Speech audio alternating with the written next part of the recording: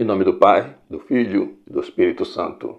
Queridos amigos do Apostolado Glória de Maria, vamos dar sequência às nossas aulas sobre o Concílio Vaticano II, a Terceira Guerra Mundial. Hoje falaremos sobre as reações ao Concílio Vaticano II e veremos nessa aula alguns pontos críticos. Todos nós temos algum posicionamento diante da vida. É próprio do ser humano se posicionar. E mesmo aqueles que não querem se posicionar, acabam se posicionando. Nosso Senhor Jesus Cristo disse: aquele que comigo não ajunta, espalha. Portanto, ou nós estaremos do lado de Nosso Senhor Jesus Cristo, ou estaremos contra ele. A irmã Lúcia também, na sua última entrevista ao padre Agostinho Fontes, ela disse algo parecido, Ou nós estamos com Nossa Senhora, ou estamos contra Nossa Senhora. Então, as reações ao concílio podem se resumir também desta maneira: aqueles que estão do lado de Nosso Senhor e aqueles que estão contra Nosso Senhor. Eu separei em alguns grupos, mas, resumidamente, a questão pode ser definida assim, ou do lado de Nosso Senhor, ou seja, pelo reinado social de Nosso Senhor Jesus Cristo e todas as consequências que isso traz, ou a acomodação aos termos dados pelos inimigos. Então, nós já vimos que este concílio foi um concílio elaborado pelos inimigos da Igreja e usando o seu poder midiático, a sua conquista do mundo, a partir do final do século XIX, sobretudo no século XX, moveram suas forças, as forças ocultas desse mundo, para capturar a Igreja e, dessa maneira, aprisioná-la, que é o que nós vivemos hoje, um cativeiro, como o cativeiro que o antigo povo de Israel viveu no Egito. Porém, é um cativeiro pior, porque boa parte das pessoas nem percebe que estão vivendo um cativeiro, já que é um cativeiro sem lágrimas, sem correntes e sem muros. Bom, então, as reações ao concílio. A primeira reação ao concílio é a da maioria das pessoas, Podemos colocar aí mais de 80% das pessoas do mundo, milhões e milhões e milhões de católicos, absolutamente indiferentes. Essa postura da indiferença é uma postura extremamente cruel e maléfica. Por quê? Porque ao se preocupar mais com as coisas deste mundo, e Nosso Senhor nos ensina que são mais importantes as coisas do céu. É mais importante a vida eterna do que a vida nesse mundo. Não que a vida nesse mundo não tenha alguma importância. Não se trata disso. Mas Nosso Senhor diz que de que vale o homem ganhar o mundo se vier a perder a sua alma. Então, as pessoas indiferentes à crise da Igreja e ao reinado social de Nosso Senhor Jesus Cristo, e nós vamos ver que esses grupos que eu vou assinalar aqui, pelo menos 3 deles não se importam com o reinado social de Nosso Senhor Jesus Cristo. Alguns dizem que sim, mas na essência não. Simplesmente querem viver as benesses desse mundo, usufruindo dos bens deste mundo, simplesmente para fazer da sua vida, ou seja, a causa final da sua existência, esse próprio mundo. Estas pessoas faltam com o amor a Nosso Senhor Jesus Cristo, porque Nosso Senhor Jesus Cristo é Salvador. Jesus Cristo veio ao mundo para salvar as almas. Nosso Senhor Jesus Cristo não veio a este mundo para salvar este mundo. Nosso Senhor Jesus Cristo veio para salvar as almas. E Nosso Senhor Jesus Cristo morreu derramou seu sangue na cruz para salvar as almas. E é por isso que o nome dele é Jesus, que significa Salvador. Nosso Senhor veio para salvar as almas e teria vindo, padecido na cruz, todos os tormentos que padeceu, ainda que fosse para salvar apenas uma alma. Tal é a importância que as almas têm para nosso Senhor Jesus Cristo. E não só a sua vida nosso Senhor deixou, mas deixou também a sua igreja para a salvação das almas.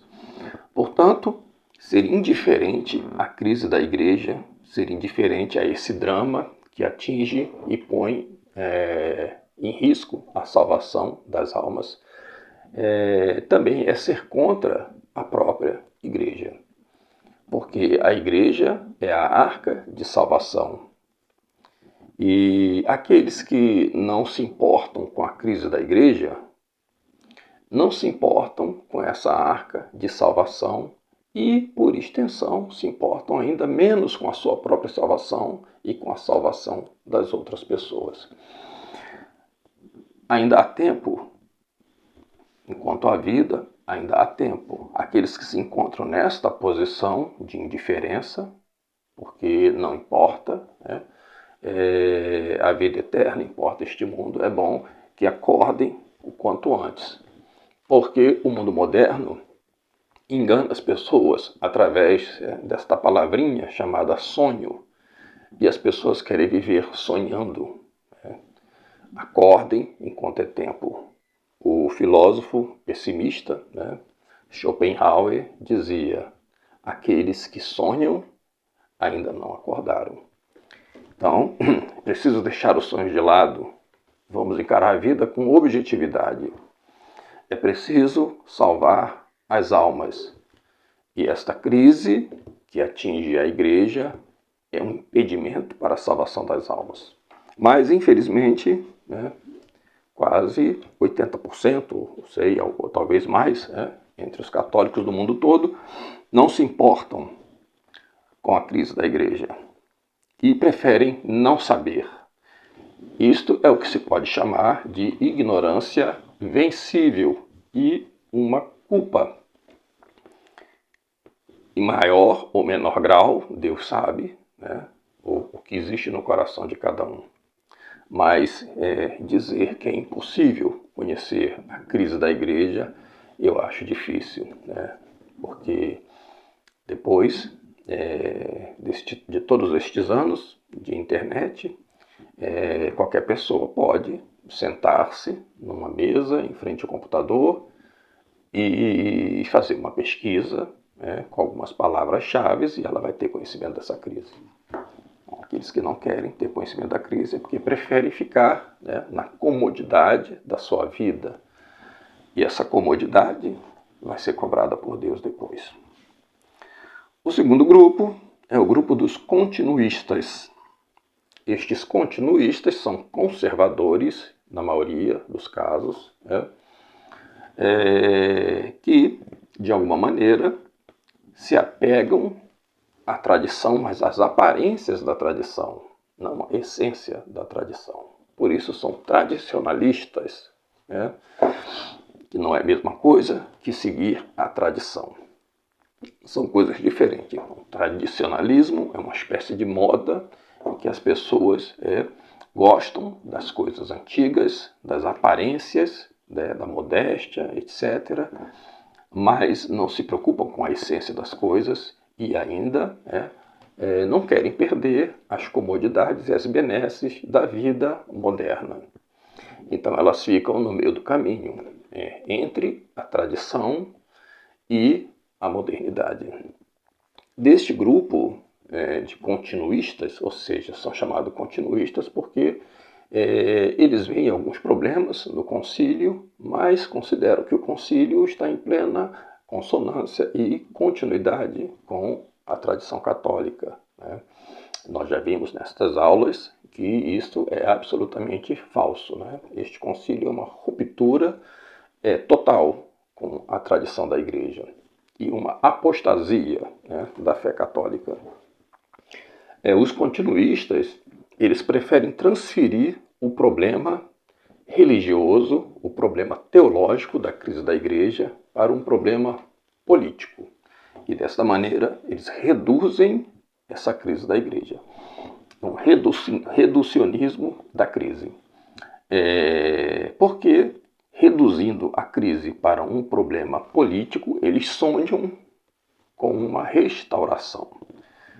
Dentro deste grupo de continuistas, nós podemos incluir, por exemplo, a TFP e os Arautos do Evangelho, que transferem o problema da crise da igreja para o comunismo, a ideia anacrônica de comunismo, e concentram todas as suas forças, nessa ideia de combate ao comunismo, apelando a um certo marianismo, inspirado no Reino de Maria, de São Luís Maria Grignion de Montfort, e no triunfo do Imaculado Coração de Maria, predito por Nossa Senhora em Fátima. E estes continuistas acabam se apegando a uma espécie de ideia de idade de ouro que eles querem trazer de volta para este mundo através de uma restauração da Igreja Católica. Mas eles não se opõem abertamente ao Concílio Vaticano II, pode ser até que eles se oponham nos seus círculos mais íntimos, mas abertamente não. Eles aceitam os papas pós-conciliares, o seu magistério, entre aspas, e o único problema que eles veem com o Concílio Vaticano II é justamente a não condenação do comunismo pelo Concílio Vaticano II, e em grande parte deles o problema está concentrado na teologia da libertação.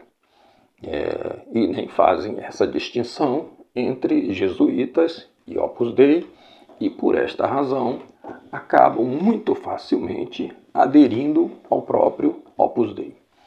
Então o Opus Dei também pode servir como uma base ou como apoio para os continuistas. Entre os continuistas também há muitos modernistas, que não veem problema na missa tridentina, mas que são apegados à missa nova e à própria igreja conciliar, com suas várias faces. Muitos, por exemplo, frequentam a renovação carismática e frequentam missas tridentinas. Um exemplo é o próprio padre Paulo Ricardo.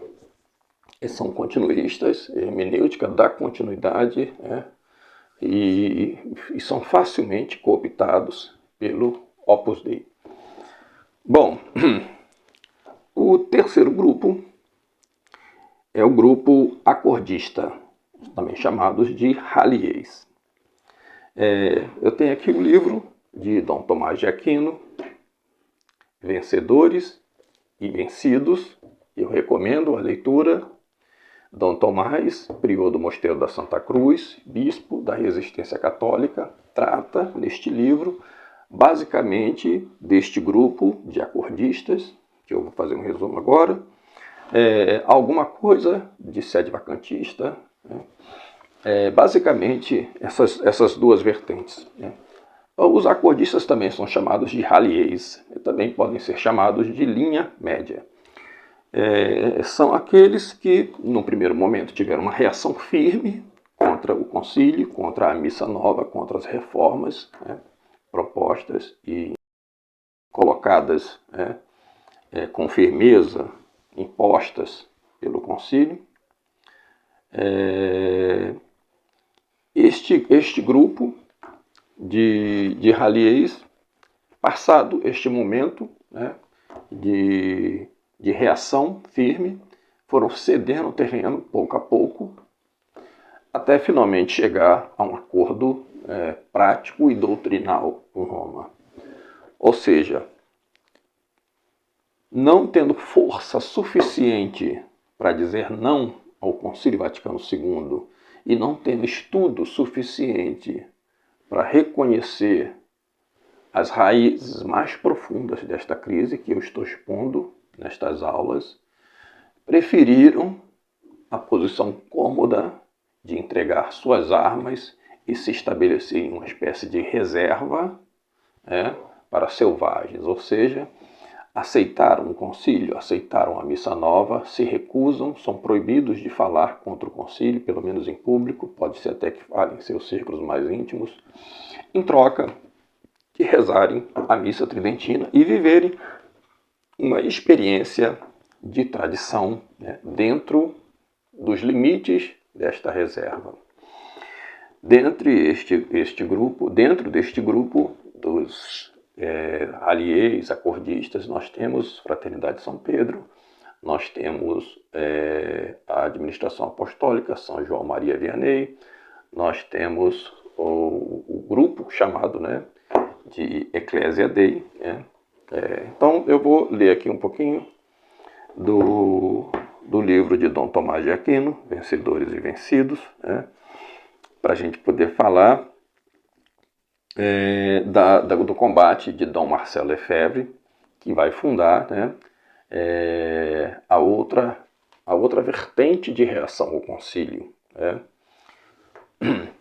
Mas antes de fazer a citação de Dom Tomás de Aquino, então eu fecho aqui com esses três grupos, primeiramente os indiferentes, depois os continuistas e depois os acordistas. Eu fecho aqui para dizer que esses três não se importam com o reinado social de Nosso Senhor Jesus Cristo, ainda que digam que se importam, mas não se importam porque se importassem, não teriam cedido, não teriam entregado suas armas, ou não estariam indiferentes, ou não estariam dispostos a seguir com este concílio.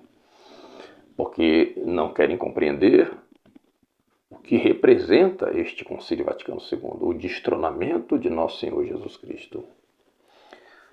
Então, na prática, estes três grupos são indiferentes ao reinado social de Nosso Senhor Jesus Cristo. Agora passo para um grupo intermediário, que é o grupo dos sedevacantistas. Os sedevacantistas é algo complicado de tratar aqui, porque há uma divergência muito grande entre eles, há várias tendências sedevacantistas. Muito provavelmente isto começou nos Estados Unidos, já no final dos anos 50, mas esse movimento ele vai tomar corpo mesmo a partir do início dos anos 70, e a partir daí, pelos anos 70 fora, vai assumindo várias vertentes, até chegar no bispo Tuque, que era um bispo vietnamita, que fazendo uma certa visita à Fraternidade de São Pio X, lá conheceu um padre, e este padre relatou para o bispo Tuque acontecimentos milagrosos, entre aspas, que estavam acontecendo na Espanha, no local chamado Palmar de Troia. O bispo Tuque faz uma visita a este local e, impressionado com os relatos que ouvia ali, resolveu fazer algumas sagrações sem o consentimento de Roma. Na época, o Papa era Paulo VI. E o fato é que destas sagrações, o Palmar de Troia vai se colocar como cismático, não na época de Paulo VI, mas já na época de João Paulo II, porque, por incrível que pareça, o Palmar de Troia reconhece Paulo VI como Papa, não reconhece daí para diante, porque eles têm seus próprios Papas, desde Paulo VI. E com essa sagração do bispo Tuque, o Palmar de Troia se declarou cismático, elegendo seus próprios papas. O bispo Tuque se arrependeu disso, lógico, ele tinha sido excomungado por essas sagrações, ele se arrepende, pede perdão a Roma, é readmitido, é perdoado por João Paulo II, mas depois tem novo processo de rejeição ao pontificado de João Paulo II, ao concílio, se declara sedevacantista de novo, e aí ele vai sagrar uma série de outros bispos, e esses vários bispos vão dar segmento ao movimento sedevacantista, que vai se diversificar bastante, né? Então não dá para eu contar aqui nessa aula essa história toda do sedevacantismo, mas só para dizer, né, que eles rejeitam os papas desde João 23, alguns rejeitam todos esses papas, outros rejeitam só alguns, né? Há uma divergência entre eles, né? Então fechamos aqui esses 4 grupos, né? E agora vamos falar dos grupos que não aceitam o concílio, recusam o concílio, reconhecem estes papas como papas legítimos, né? Mas resistem a eles. Estes 2 grupos são Fraternidade Sacerdotal São Pio X e a Resistência. Então, para falar um pouquinho sobre a Fraternidade Sacerdotal São Pio X, a gente deve falar do seu fundador, Dom Marcel Lefebvre, né? E para falar de Dom Marcel Lefebvre, ninguém melhor do que Dom Tomás de Aquino, e que hoje é o bispo da Resistência e o prior do Mosteiro da Santa Cruz, autor deste belo livro, né, que eu cito agora para vocês. Então, Dom Marcel Lefebvre nasceu em 1905, faleceu em 1991. Nasceu em Tourcoing, na França, de pais profundamente católicos. Um irmão seu tornou-se sacerdote e 3 irmãs suas religiosas. Aos 5 anos, seguindo o conselho de seu irmão mais velho, René, ele escreve a São Pio X para agradecer-lhe a graça de sua primeira comunhão. São Pio X havia pouco antes publicado o decreto de comunhão precoce. O Santo Padre respondeu ao pequeno Marcel. Seu pai, o senhor René Lefebvre, é quem enviou o filho ao seminário francês de Roma. O padre Colin o alertara sobre a situação dos seminários franceses que já andavam mal. O padre Colin aconselhou então ao senhor Lefebvre que enviasse seu filho Marcel para Roma, onde René, irmão mais velho de Marcel, já estava estudando. Foi neste seminário que Marcel descobriu, como ele dizia sorrindo, que ele mesmo era liberal, pois pensava que a melhor organização para a sociedade supunha separação entre a Igreja e o Estado, tese maçônica, mas aceita e propagada pelos católicos liberais, que depois inspiraram o Concílio Vaticano II. O colégio onde ele estudara antes de ir para Roma não havia ensinado aos seus alunos, embora fosse um colégio católico com numerosos professores, padres, a doutrina da Igreja a este respeito. Outro sinal de quão grave era a situação do clero católico já naquela época. Em Roma, Dom Lefebvre teve como diretor do seminário o padre Lefloc, homem de caráter firme e de doutrina sólida. Sob sua direção, todo o seminário estudava as encíclicas dos papas que haviam condenado os erros modernos, erros que vinham da Renascença, do protestantismo, da Revolução Francesa, do liberalismo e suas consequências, bem como da maçonaria, onde se elaboram os erros modernos. As aulas do padre Lefloc formaram o seminarista Marcel, mas não agradaram aos políticos liberais franceses que temiam que os alunos do seminário de Roma viessem a ser escolhidos futuramente para bispos e assim impedissem a influência liberal entre os católicos franceses. Desse modo, quando o movimento Ação Francesa foi condenado injustamente em 1926, os liberais aproveitaram para obter a remoção do padre Lefloc da direção do seminário francês em Roma. Este era o movimento liderado por Charles Maurras, que foi condenado pelo Papa Pio XI. Com este triste episódio, Dom Lefebvre, que na época ainda era seminarista, pôde constatar como agem os liberais. Ele estava fazendo seu serviço militar no momento da remoção do padre Lefloc, mas pôde inteirar-se de tudo em seguida. O cardeal Schuster, beneditino, havia feito uma visita canônica ao seminário e um relatório favorável ao padre Lefloc. Os liberais, descontentes com tal avaliação, conseguiram uma segunda visita canônica com outro visitador, o qual foi finalmente desfavorável ao grande diretor. E então ocorreu a destituição do padre Lefloc para a tristeza dos bons seminaristas. Faz-se necessário destacar aqui como a providência agiu em Dom Lefebvre. Ele presenciou ambas as atuações, a atuação do seu diretor e a atuação dos liberais. Presenciou como deveria agir um homem fiel à doutrina da Igreja e como agiam os homens que perseguem a esposa de Cristo. E assim foi que, tendo completado seus estudos e recebido os graus de doutor em filosofia e teologia, Dom Lefebvre foi ordenado sacerdote pelo cardeal Liénard, o qual ele escolheu certamente por ser o bispo da sua diocese, mas nunca esqueceu a lição sobre o sectarismo dos liberais. Dom Lefebvre pensou em dedicar-se à vida paroquial na sua diocese de Lille, mas o seu irmão René o chamou para a vida missionária na África. O jovem sacerdote deixou-se convencer e entrou no noviciado da Congregação do Espírito Santo, terminando terminado o noviciado, partiu para a África, onde ficaria durante longos anos. Ali teve ele de lutar contra o paganismo e o islamismo. Foi em 1975 que vi Dom Lefebvre pela primeira vez. Ele viera ao nosso mosteiro de Santa Maria Madalena, em Bidouin, no sul da França, para conferir as ordens menores a dois de nossos irmãos, o irmão Jean de Bellaville e o irmão José Vanier. A pregação de Dom Lefebvre me impressionou por sua serenidade. Ele transpirava paz, essa paz que é a divisa dos beneditinos e que ele parecia possuir muito mais do que nós. Esta cerimônia não passou despercebida aos progressistas, que não nos perdoaram. Receber Dom Lefebvre e deixá-lo conferir ordens aos nossos estudantes, isto não podia ficar sem uma punição exemplar. O superior-geral de nossa congregação veio ver-nos trajado à maneira progressista, como exigem os tempos modernos, isto é, de paletó e gravata. Talvez a gravata seja fruto da minha imaginação, mas do paletó me lembro bem. Conclusão, nós fomos excluídos da ordem beneditina. Contudo, era a Dom Lefebvre que eles procuravam atingir, ou melhor, era a Nosso Senhor que eles perseguiam. Em 1976, pude ouvir Dom Lefebvre pregar em Ecône, no início daquele verão, que ficou conhecido como verão quente, devido à gravidade dos acontecimentos que marcaram a vida da Fraternidade São Pio X e da Igreja naqueles dias heróicos, em que Dom Lefebvre teve de dizer não a Paulo VI.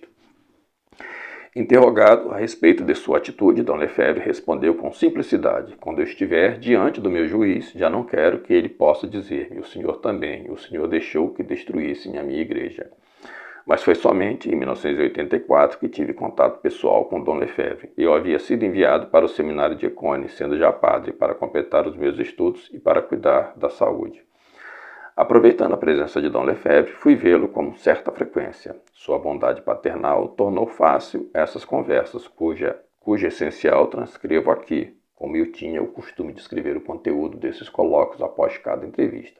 Hoje me sirvo dessas notas na redação deste capítulo. Na terça-feira, 6 de novembro de 1984, Dom Lefebvre falou-me do ecumenismo. Se as outras religiões não são obra do demônio, então não há razão para não admiti-las, não há razão para combatê-las. Ora, todas as religiões, fora a religião católica, são obras do demônio.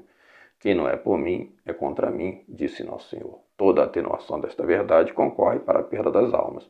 Esta heresia está de tal maneira espalhada que mesmo nossos fiéis não escapam inteiramente à sua influência. Eu penso que estamos diante de uma verdadeira heresia. Penso como Dom Antônio de Castro Maia, mas não quis dizê-lo publicamente até agora. No dia 12 de março de 1985, Dom Lefebvre falou-me da questão dos acordos com Roma. Penso que Dom Lefebvre abordou este assunto por causa de Dom Gerard, que por essa época procurou obter de Dom Lefebvre apoio para um acordo com Roma. Dom Gerard dizia que, com o cardeal Ratzinger, era possível entender-se que Dom Lefebvre era fechado demais. Dom Gerard era o superior do mosteiro de Dom Tomás. Mesmo assim, Dom Gerard procurava a aprovação de Dom Lefebvre, sem a qual ele não teria a aprovação dos fiéis da tradição.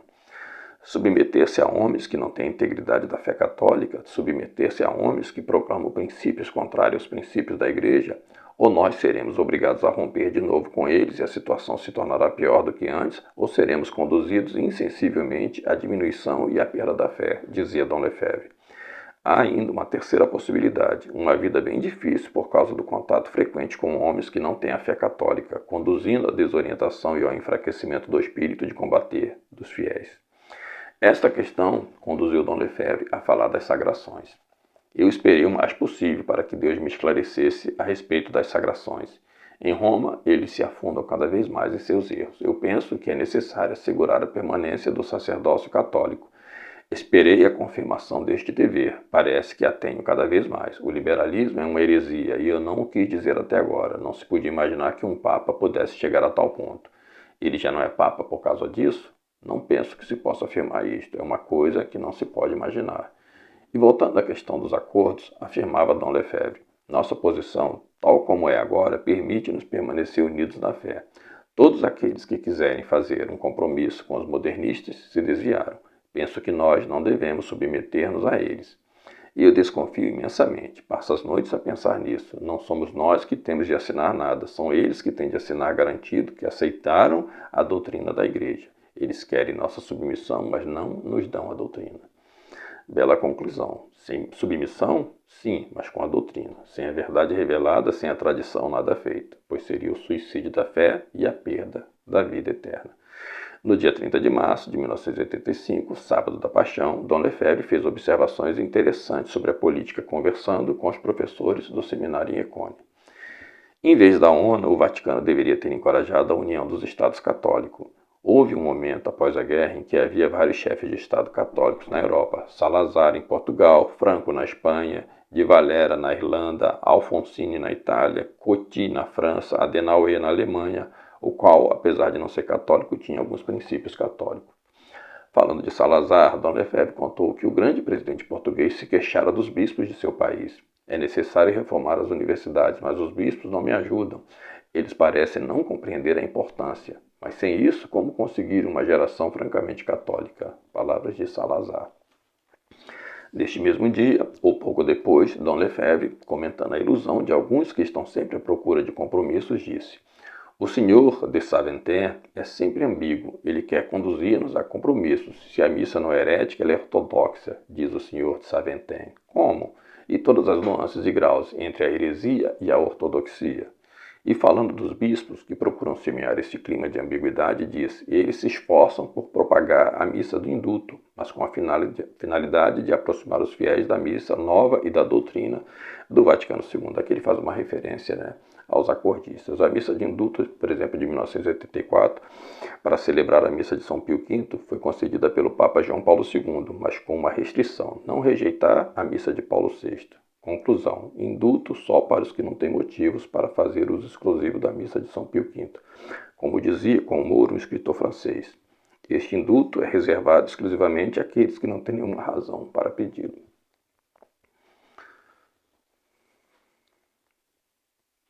E no dia 14 de maio de 85, em seu escritório, Dom Lefebvre me falou do concílio. Eles vivem na mentira, inconscientemente talvez, mas objetivamente vivem na mentira. No concílio, eles diziam: o concílio é pastoral. O próprio Papa dizia: o concílio é pastoral e não dogmático. Agora eles querem pô-lo como um concílio dogmático. Na segunda-feira de Pentecostes, Dom Lefebvre me falou do retiro que ele devia pregar-nos no Barroux. As relações com Dom Gerard estavam bem tensas nessa época por causa dos acordos que este queria fazer com Roma. Eu estou num grande embaraço, dizia Dom Lefebvre. Receio que as palavras não me saiam da boca. Confissão comovente que mostra que se Dom Lefebvre era um combatente, não era porém insensível, e lhe custava enfrentar certas situações. Mas mesmo assim foi ao mosteiro e nos pregou o retiro anual de 85. Esse retiro foi uma nova ocasião para eu conversar com Dom Lefebvre. A questão das sagrações se tornava cada vez mais atual. Devo sagrar um bispo? Isto me repugna, dizia ele, mas me cite um só bispo que tenha um seminário onde se dê uma formação católica sem mistura de modernismo. Penso que se eu não fizer nada, Nosso Senhor me repreenderá após a minha morte, dizendo: o Senhor podia tê-lo feito, porque não fez. Cito a substância do que ele disse, ainda que as palavras não sejam exatas. Em outra ocasião, Dom Lefebvre deu mais esta razão para as sagrações, razão que me parece decisiva e que guardei na memória. Se Roma fosse capaz de formar padres católicos, eu não teria nenhuma razão para sagrar sem autorização de Roma. Mas Roma já não é capaz disso. Tornava-se então necessário sagrar novos bispos. No entanto, Dom Lefebvre esperaria ainda 2 anos. Prova de sua grande prudência. Ele queria ter certeza de que isto era verdadeiramente o seu dever. Talvez quisesse também preparar os padres e os fiéis para este ato tão necessário, mas também tão insólito. Estando de passagem em Ecônia, em janeiro de 1986, aproveitei para ver Dom Lefebvre e, entre outras coisas, ele me disse: o Papa anunciou um congresso de todas as religiões em Assis, um congresso de todas as religiões. Que Deus vão eles invocar? Eu não vejo senão um grande arquiteto. Tudo isso é uma ideia maçônica. Creio que haverá reações. Itália, Assis, tudo isso é ainda por demais católico. Eles vão talvez pedir um lugar menos católico, Jerusalém talvez. Diante de tudo isso, perguntei a Dom Lefebvre qual era a essência da doutrina do Santo Padre. Dom Lefebvre respondeu que não há verdade, que a verdade evoluiu. O que conta é a vida. Mas isto é a essência do modernismo, respondi eu. Eles são modernistas, disse Dom Lefebvre. Ratzinger e o Papa são modernistas. Essa é a razão porque não compreendem nada de nossas reclamações. Eles dizem: mas que mal há em tudo isso? É por essa razão que eles foram escolhidos, por causa de seu espírito impreciso. Jamais dariam esses postos a alguém que tivesse o espírito escolástico, o espírito claro, límpido. Não, Eles já não querem isso. É a maçonaria que dirige o Vaticano. Quando o Monsenhor Lefebvre falava maçonaria, a gente bem entende o que ele queria dizer. O cardeal Gagnon me disse, ele mesmo, que não são necessariamente os que ocupam os postos principais os que são maçons, mas eles são colocados de maneira que dirigem tudo. No final de 1986, Dom José Vanier e eu fomos enviados para um terreno que nos era oferecido para a fundação de um mosteiro no Brasil. Antes de deixar a Europa, fomos a Icônia para despedir-nos de Dom Lefebvre. Ele nos falou então de Assis e de um desenho explicativo que ele queria difundir para alertar os fiéis sobre a gravidade desta reunião ecumênica. Ele nos mostrou os dois desenhos. Um era de um seminarista e o outro de uma irmã da fraternidade. O do seminarista era mais bem feito e mais engraçado, mas o da irmã era mais respeitoso. Dom Lefebvre preferia o da irmã. Ele não queria uma caricatura, queria simplesmente explicar com imagens o pecado gravíssimo da reunião de Assis. Antes de partirmos, assegurei a Dom Lefebvre nossa adesão sem restrições à ideia do desenho. No carro, de volta ao baú, Dom José disse-me, jamais poderíamos distribuir este desenho. Por quê? Perguntei-lhe. Porque nossos benfeitores não compreenderiam. Respondeu-me Dom José com efeito, grande parte de nossos benfeitores eram liberais. Eles haviam sido obtidos através de apelos em revistas um tanto mundanas, como Fígaro Magazine. Estes são os desenhos que eu reproduzi aqui no livro de Dom Tomás.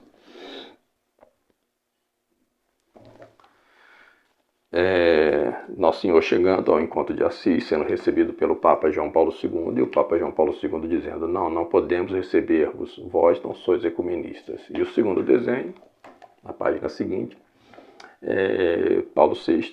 João Paulo II, depois da morte, já tentando entrar no céu, e Nosso Senhor o recebe dizendo, lamento, mas há apenas uma religião aqui, vai vir em outro lugar. E aqui, embaixo, nós temos a figura do demônio dizendo, ei, meu amigo, por aqui, os ecumenistas. Tendo partido para a América do Sul, nossa primeira visita foi ao seminário da Fraternidade São Pio X na Argentina. Dom Lefebvre e Dom Antônio de Castro Maia aí se encontravam para as ordenações daquele ano, nas quais 2 padres de Campos receberam sacerdócio, o reverendo padre Hélio Rosa e o reverendo padre José Paulo Vieira, bem como o reverendo padre Álvaro Caldeirão e alguns outros padres da Fraternidade São Pio X. Reencontrando a Dom Lefebvre em La Regia, no ano de 1986, ele nos falou novamente de Assis e comentou as reações havidas a respeito dos famosos desenhos. Dom Lefebvre dizendo, eu fiquei surpreso com a reação. Eu já esperava esta reação, mas não tanto. E, no entanto, é uma lição de catecismo. Pode-se dizer o mesmo de todos os pecados. No céu não há ecumenistas, assim como no céu não há divorciados. No céu não há ninguém em estado de pecado mortal. Peça a Deus que este desenho chegue às mãos do Santo Padre e que ele acorde e se diga, aonde irei parar se continua assim? É preciso que o Santo Padre salve a sua alma. Ele convidou os chefes das falsas religiões a rezar nos seus erros. É um convite a permanecer no erro. É um reconhecimento desses erros. Depois disso, eu disse que só faltava dançar com o demônio. Parece que o Papa já o fez, dançando ao som do rock com estola no meio de moças na Austrália. Alguns se escandalizam mais com isso do que com a reunião de Assis. É uma falta de espírito de fé. Assis é mais grave. Interessante essa frase aqui de Dom Lefebvre, porque muitos se escandalizam com o Papa Francisco fazendo a bênção de casais homossexuais, mas Assis é mais grave, porque vai direto contra o primeiro mandamento.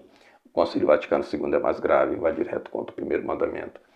Uma vez destronado Nosso Senhor da sociedade, uma vez que se põe Deus e o demônio em pé de igualdade, uma vez que se aceite todas as falsas religiões, a consequência disso vai ser lá mais tarde, com o 6º mandamento, como nós estamos vendo hoje.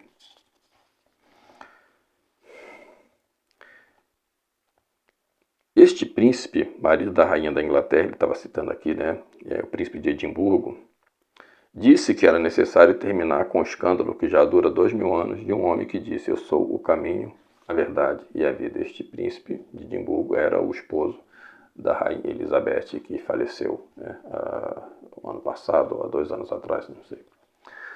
O que se poderia esperar de diferente quando se trata de convidar todos os hereges cismáticos e infiéis a manifestar-se, ainda no seminário da Argentina, Dom Lefebvre nos disse, falando das sagrações, do ponto de vista teológico, Dom Antônio de Castro Maia não vê dificuldade, mas tanto ele como eu pensamos que é melhor esperar um pouco. Pensando nas sagrações que faria em 1988. Eu vou pular um pouco aqui, para a gente não ficar muito extenso, né? Eu também gostaria de citar outro personagem dessa história, que é o Padre Rifan, da administração apostólica, né?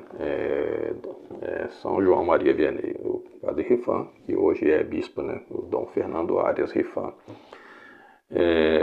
que é um desses acordistas, né? E também nós podemos classificar esses acordistas como traidores, né? São vencidos, como no livro de Dom Tomás, né? Mas também nós podemos qualificá-los de traidores. E um representante máximo do mais alto nível dessas traições se dá com o Dom Rifan. Dom Fernando Rifan sempre foi um líder, dotado de uma viva inteligência e de contato fácil. Ele não teve dificuldades para conquistar a admiração e a confiança de todos. Ordenado em 1974 por Dom Antônio de Castro Maia, ele não demorou a tornar-se o secretário do bispo de Campos. Em 1980, por ocasião da minha ordenação, o reverendo padre Fernando Rifan encontrou um meio de ir a Econe, aproveitando-se de uma visita ad limina que Dom Antônio fazia naquela ocasião. O reverendo padre Rifan também visitou nosso mosteiro na França, e Dom Gerard logo discerniu nele um futuro bispo. Os acontecimentos darão razão a Dom Gerard, mas de modo bem diferente do que se poderia esperar naquela época, mas não nos antecipemos.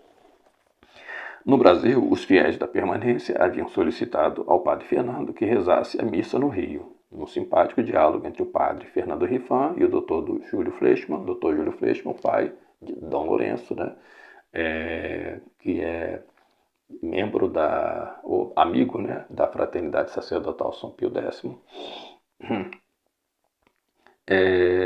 Foi selada uma cooperação entre Campos e a permanência. Vale dizer aqui também que Campos, né, já vinha, né, de certa maneira, né, muito ligada à TFP de Dr. Plínio Corrêa de Oliveira. E isso vai ser depois também uma das causas da queda de Campos, né? Não podemos tirar o pão de nossos fiéis de Campos para dar aos do Rio, argumentou o padre Rifan, que queria evitar este apostolado fora da diocese de Campos. Campos sempre se ressentirá de certo legalismo que limitará a ação de Dom Antônio de Castro Maia e de seus padres. Mas os cachorrinhos comem das migalhas que caem da mesa dos filhos, respondeu o Dr. Júlio, que com esta bela resposta ganhou a partida. Campos começou então a atender aos fiéis do Rio, e quando Santa Cruz foi fundada, este mosteiro, que eu moro aqui próximo, né, foi fundado em 1987, Campos pensou em nos confiar este apostolado. Então Campos só dava assistência, né, ao mosteiro da Santa Cruz. Campos estava ligado a Dom Antônio de Castro Maia, que resistia ao concílio, e estava ligado a Dom Lefebvre e à Fraternidade São Pio X. Consentimos somente numa colaboração, pois não queríamos assumir uma responsabilidade que poderia perturbar a regularidade de nossa vida monástica. Nosso apostolado, segundo nosso fundador, o reverendo padre Moar, deve ser mais o das missões do que a das paróquias. Assim foi até 1989 ou 1990, quando Dom Lourenço assumiu o apostolado no Rio, ao qual foi acrescentado em seguida o de Niterói, onde ele está até hoje. Mas antes se deram as sagrações de 1988. Numa bela manhã, Dom Antônio de Castro Maia tomou uma decisão que surpreendeu seus padres, ir a Econe para as sagrações. Esta decisão partiu dele mesmo, como o padre Possidente repetiria em várias ocasiões. O padre Fernando o acompanhou, bem como ao reverendíssimo padre Possidente e padre Ataíde, na cerimônia de sagração. O padre Fernando traduziu o pequeno sermão, ou melhor, a profissão de fé que Dom Antônio fez para justificar sua presença naquela cerimônia e declarar publicamente seu apoio à obra de Dom Lefebvre. Dom Antônio, então, dessa maneira, se punha, né, à mercê da excomunhão que sofreu, né, junto com Dom Lefebvre. Este pequeno sermão marcou profundamente aqueles que o ouviram. Depois da sagração, Dom Antônio e seus padres partiram para o Barru, onde não puderam entreter-se com Dom Gerard como desejavam. Dom Gerard os evitava, deixando assim perceptível para que lado estava inclinado. Saindo do Barru, o padre Rifan deixou uma carta a Dom Gerard sobre a imensa confusão e decepção que um acordo entre o Barru e Roma provocaria na tradição. Vejam a posição, né, de Dom Rifan até esse momento aqui, né? Enquanto Dom Gerard estava se aproximando de Roma para o acordo, padre Rifan, na época, né, resistia a essa ideia de acordo. E é ele que vai apoiar o Mosteiro da Santa Cruz. Quando no Brasil recebemos a notícia dos acordos, ou seja, dos acordos de Dom Gerard com Roma, né? Entramos em contato com Dom Lefebvre e Dom Antônio de Castro Maia para nos orientarem quanto ao que era mais prudente fazer. O padre Rifan, nestas horas difíceis, serviu de intermediário para nos comunicar os conselhos de Dom Antônio. Sua Excelência e os padres propunham que fechássemos Santa Cruz e nos instalássemos na Diocese de Campos. Uma carta de Dom Lefebvre nos fez tomar uma decisão diferente, não entregar o mosteiro e fazer uma declaração pública expondo as razões de nossa ruptura com Dom Gerard. Os bens da Igreja pertencem a Cristo Rei e não se deve deixar que caiam nas mãos dos inimigos de seu reino universal. O padre Rifan veio a Nova Friburgo com o padre Tan ajudar-nos a redigir esta declaração. Então vejam, meus amigos, caros fiéis, inclusive fiéis do Mosteiro da Santa Cruz, a importância desse Mosteiro da Santa Cruz e por que nós devemos lutar por esse mosteiro, não por nossos interesses, mas por esse Mosteiro da Santa Cruz. E é por isso que nós devemos defender Dom Tomás, devemos obedecer Dom Tomás em suas diretrizes, não seguindo nossos próprios interesses, mas os interesses da Igreja e os interesses de nosso Senhor Jesus Cristo. Posteriormente, ele voltou mais uma vez para falar sobretudo com Dom José Vanier, que tomara o partido de Dom Gerard, mas que tinha consideração pelos padres de campo. O reverendíssimo padre Possidente e Rifan falaram com Dom José, mas sem resultado. Alguns dias depois, o próprio Dom Gerard apresentou-se ao mosteiro com Dom Emanuel Butler para tentar reaver o mosteiro. Olha a luta pelo Mosteiro da Santa Cruz, né? E até aqui o padre Fernando Rifan lutando pelo Mosteiro da Santa Cruz. Mais tarde ele vai cair, infelizmente. O padre Fernando esteve novamente aqui para nos ajudar nas discussões que tivemos com Dom Gerard. Expressamos aqui nossa gratidão por toda aquela ajuda dada à Santa Cruz. Ajuda que contrasta tanto com o que ela faz hoje, com o que ele faz hoje, com o que Dom Fernando Rifan faz hoje, né? Logo após estes acontecimentos, um pouco antes, o padre Rifan veio ajudar-nos numa missão em nossa região, com toda a sua experiência na matéria. Ao fim da missão, plantamos uma cruz com a inscrição Salva a Tua Alma. Essa cruz está até hoje lá, na capelinha anexa, que é o mosteiro, que é a capelinha de São Miguel. Os laços entre nós e o padre Fernando aumentaram, ainda mais por ocasião de uma viagem à Alemanha para obter ajuda para o mosteiro e para a paróquia do próprio reverendo padre Rifan. Passando por Econe, Dom Lefebvre nos recebeu com a gentileza que lhe era característica e colocou no bolso do padre Rifan uma ajuda substancial para a compra de um terreno onde se construiria uma igreja. A mesma onde, atualmente, olha que triste, ele defende a submissão ao Vaticano II e aos decretos litúrgicos da Igreja Conciliar. Que diria Dom Lefebvre se pudesse prever tão mau uso da sua generosa ajuda?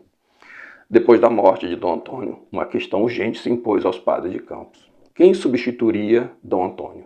Isto já poderia ter sido feito em 88, mas Campos deixaram passar a ocasião. Depois de algumas deliberações, o clero fiel decidiu escolher um bispo e reuniu-se em um pequeno conclave. Dom Antônio indicara antes de sua morte 2 nomes: o reverendo padre Emanuel Possidente e o reverendo Monsenhor Licínio Rangel. Pode-se supor que o reverendo padre Rifan não tinha, pois, as preferências de Dom Antônio de Castro Maia. O reverendo padre Possidente recusou-se e Monsenhor Rangel foi escolhido. A sagração de Dom Licínio Rangel realizou-se na cidade de São Fidélis, em 28 de julho de 1991. O bispo consagrante foi Dom Tessier de Malarré, assistido por Dom Wilson e Dom de Galarreta, ou seja, os 3 bispos, né, que haviam sido sagrados por Dom Lefebvre e que haviam sido excomungados por Roma, em 1988. Apesar do respeito que se tinha por ele, Dom Rangel jamais pertenceu ao trio dirigente do clero de Campos. Os reverendíssimos padre Possidente, padre Rifan e padre Ataíde tinham uma influência que limitava um pouco a ação de Dom Rangel, que era de temperamento bastante reservado e um pouco tímido. Não há nada de pejorativo nisto que é dito aqui de Dom Licínio ou dos 3 padres mais influentes de sua diocese. Isto é simplesmente um fato. Ele pode talvez explicar em parte os acontecimentos que se seguiram. Convidado pela Fraternidade São Pio X para pregar o retiro sacerdotal que precedeu o capítulo geral, onde Dom Felé foi eleito em 1994 para suceder ao reverendo padre Schmidberg, o reverendo padre Rifan tornou-se cada vez mais uma referência na tradição. Ainda assim, quando a fraternidade entrou em contato com Roma, depois do jubileu de 2000, e convidou Campos para participar, o padre Rifan foi escolhido para representar Campos nestas entrevistas. O drama de Campos ia começar. Ou seja, o padre Rifan foi escolhido como representante de Campos, né, para participar, né, das conversas com Roma no jubileu de 2000. A partir de 2000, então, nós vamos ter aqui, né, o marco, né, da queda de Dom Fernando Rifan e da queda de Campos, de modo geral. Quando as condições apresentadas por Roma parecerem inaceitáveis para a fraternidade de São Pio X, esta deu marcha ré. Então a fraternidade não quis acordo, né? Campos preferiu não fazê-lo, ou seja, não deu marcha ré, seguiu adiante em direção ao acordo. É difícil estabelecer qual é a responsabilidade exata de uns e de outros nestes acontecimentos. O que se pode afirmar com certeza é que o padre Fernando se tornara o homem da situação. Ainda que obedecendo às diretivas de Dom Rangel, ele era o único interlocutor presente em Roma durante as negociações. O padre Rifan, deve-se notar, tinha o costume de obter permissões para rezar a missa de São Pio V nos locais que pertenciam aos adversários. Embora isto não seja necessariamente o mal, isto foi, creio eu, ruim para o padre Fernando. Para a grande decepção dos católicos de todo o mundo, Dom Rangel assinou um acordo com Roma na Catedral da cidade de Campos no dia 18 de janeiro de 2002, na presença do cardeal Castrião Ruiz, do bispo titular de Campos, Dom Roberto Guimarães, e de outras personalidades do mundo eclesiástico. Foi a sentença de morte da tradição em Campos. Embora o padre Fernando repetisse que não se tratava de um acordo, mas de um reconhecimento, os fiéis aceitaram os acordos, Os fiéis aceitaram os acordos enganados por seus padres, que por sua vez se enganaram a si mesmos. Na verdade, nem todos os fiéis aceitaram estes acordos, mas os que resistiram foram verdadeiramente a Púcilo Grex. Entre eles, deve-se destacar aqui o Sr. Riley Nelson de Souza.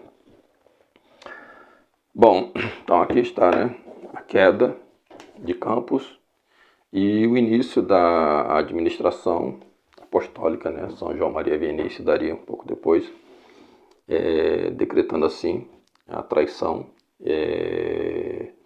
de Dom Fernando Rifan e, lamentavelmente, né, muitos o seguiram.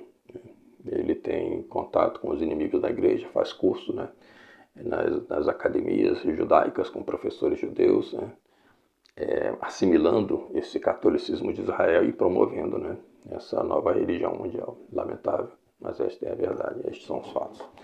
Então esta foi a situação, né, das traições que sofreu Monsenhor Lefebvre. E numa outra aula eu vou falar sobre a questão da fraternidade e essa ruptura que acabou gerando, por assim dizer, esse movimento chamado Resistência Católica, na qual estou inserido. Mas já gostaria também de dizer aqui, para encerrar este vídeo, que tudo que eu digo aqui, nessas minhas aulas, neste meu canal, é de responsabilidade minha apenas, né? Não imputo responsabilidade nem à resistência, nem à fraternidade, né? São frutos das minhas análises, dos meus estudos, né? Então, na próxima aula, falarei um pouco sobre essa ruptura da fraternidade que gerou a resistência e falarei também um pouco sobre nossa postura diante disso tudo, o que devemos fazer, né, o que nos espera no futuro. Fiquem com Deus e até a próxima aula. Em nome do Pai, do Filho e do Espírito Santo.